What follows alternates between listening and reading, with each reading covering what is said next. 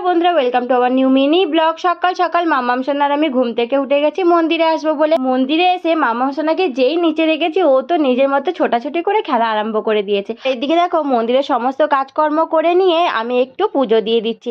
আর সোনা দেখো মন্দিরে এসে খেলতে তো খুব ভালোবাসে। তারপরে আবার দুজনে মিলে চলে এলাম ঘরে।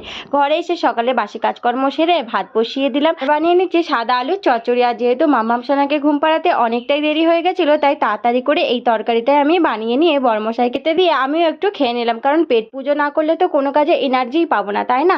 তারপরে ঝটপট করে চলে এলাম দুপুরের খাবার বানাতে। আর দুপুরের খাবারের মধ্যে আজকে কিছুটা পাঁপড় ভেজে নিয়েছি। যেহেতু পাঁপড় খেতে আমি খুবই ভালোবাসি, তারপরে দেখলাম যখন পাঁপড় ভাজা হয়েছে তখন আমিও একটা নিয়ে খেয়ে নিলাম। পরে দেরি না করে পরে রান্নাটা করতে চলে এলাম। এইদিকে দেখো সয়াবিনগুলোকে একটু ভেজে নিয়ে একবারে আলু দিয়ে মশলা দিয়ে কষিয়ে নিয়ে একটু জল দিয়ে দিলাম। কিছুক্ষণ ফোটানোর পরে তরকারি তো আমার রেডি হয়ে গেছে। বাদ বাকি কাজগুলো করে নিচ্ছি। তো বন্ধুরা, এরকম মিনি ব্লগ দেখার জন্য চ্যানেলটিকে সাবস্ক্রাইব করে দিও।